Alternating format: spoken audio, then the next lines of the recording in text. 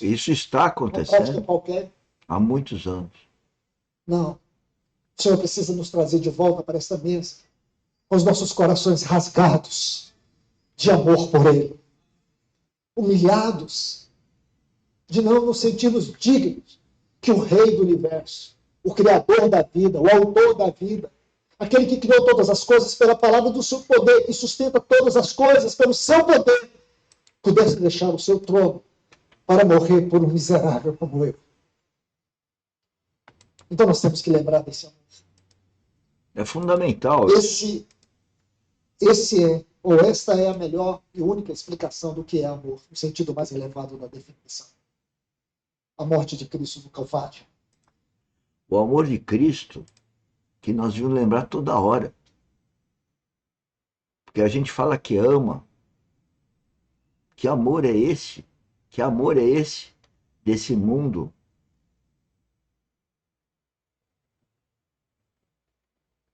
O amor sobrenatural de Cristo é infinitamente maior que esse amor. Assim como a vida eterna é infinitamente maior do que essa vida, que pode durar o quê? 100, 200 anos? Depois de 70, 80 anos, a gente está todo caquético. E ficamos ainda querendo ganhar alguma coisa nesse mundo. Não reconhecemos a morte de Cristo como salvadora? Não, senhores.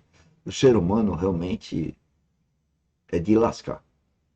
Por isso que eu falo que eu sou trapo de imundície. Espiritualmente falando, evidentemente. No mundo natural, posso até ser alguma coisa interessante. Mas no mundo espiritual, eu sou um trapo de imundície em processo de limpeza.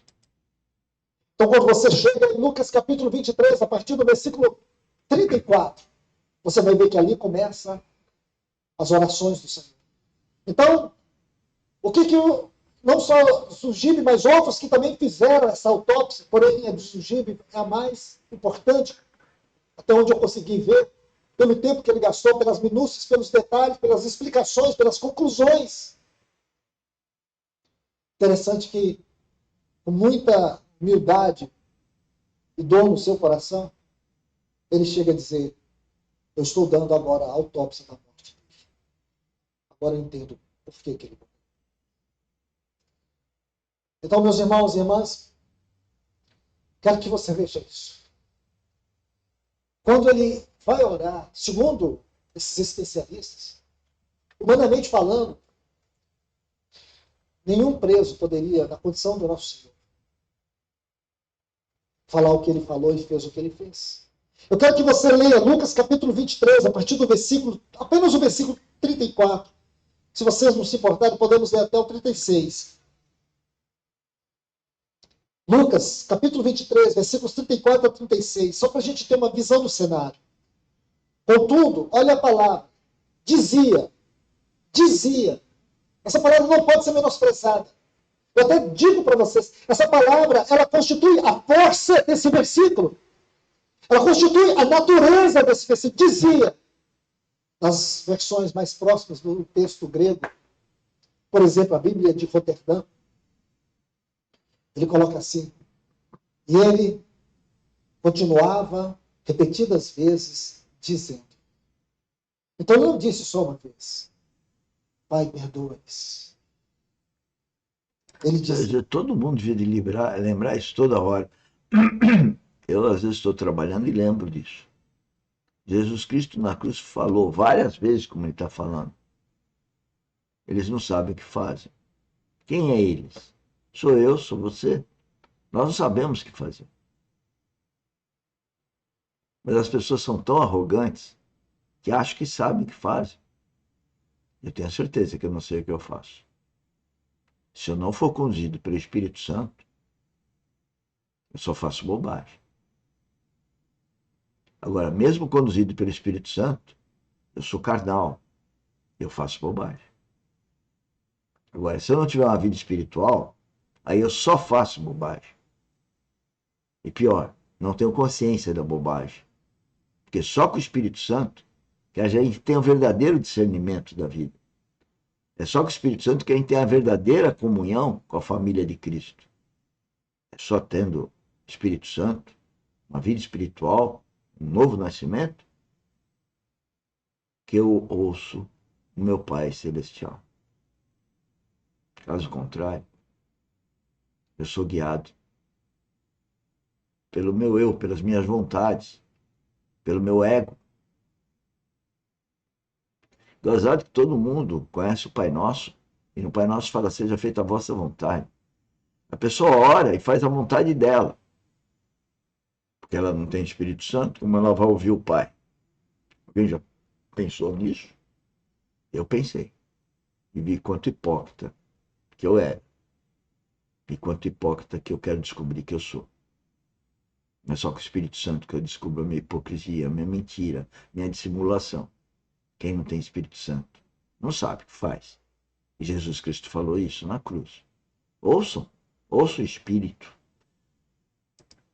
Dizia, Pai, perdoa-lhes, perdoa-lhes, perdoa-lhes, perdoa-lhes, perdoa-lhes, perdoa-lhes. E por que que ele começa com essa oração? Eu, sinceramente, irmãos, me atrevo a dizer para vocês, embora eu nunca tinha olhado por esse lado,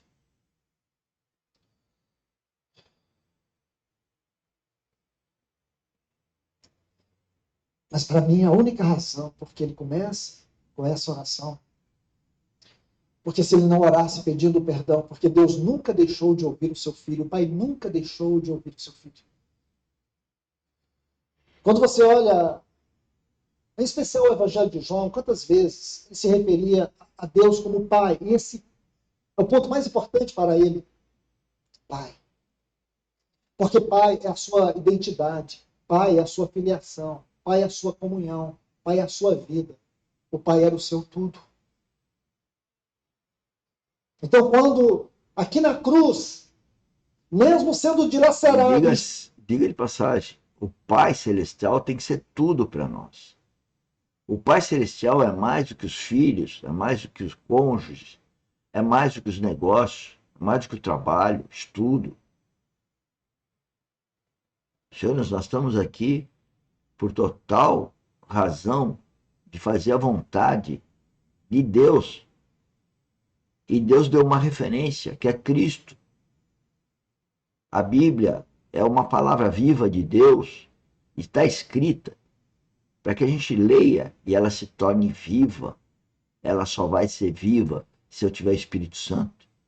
Se eu morrer e nascer com Cristo naquela cruz, nessa cruz, que agora nós estamos no pé da cruz. Essa é a live que fala da mesa do Senhor, e onde que nós temos que sentir naquela cruz, relembrando tudo que ele passou por nós. E ainda está vivo, à destra de Deus, intercedendo por nós. Por nós que nascemos de novo, nós que obedecemos a Deus, nós que temos o Espírito Santo, nós que consagramos a nossa vida para Deus. A academia tem esse objetivo, de alertar toda a minha rede social, a nossa rede social, pedindo para a gente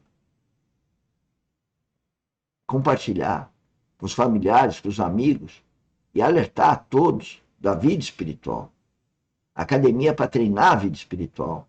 Então, você que me ouve por gravação ou direto nas redes sociais, por favor, não estamos aqui para ganhar curtição, joinha, positivo. Não, é muito mais do que isso, é infinitamente maior. É alertar. Jesus Cristo está para voltar. Vamos, aos domingos, imaginar estar no pé da cruz, na mesa do Senhor, entender o que ele fez por nós. Venha conosco. Veja na descrição do vídeo todas as atividades da academia. Todas. Eu estou aqui para fomentar o empreendedorismo geotécnico. Empreendedorismo geotécnico. Cristão verdadeiro, ponto-chave, é ser cristão verdadeiro e produtivista. Eu entendo que Deus, Cristo, quer resultados da nossa vida espiritual. Justamente crucificado, carregando todos os nossos pecados. Satanás parecia que estava triunfando. Por tanta injustiça, tanto mal, tanta crueldade.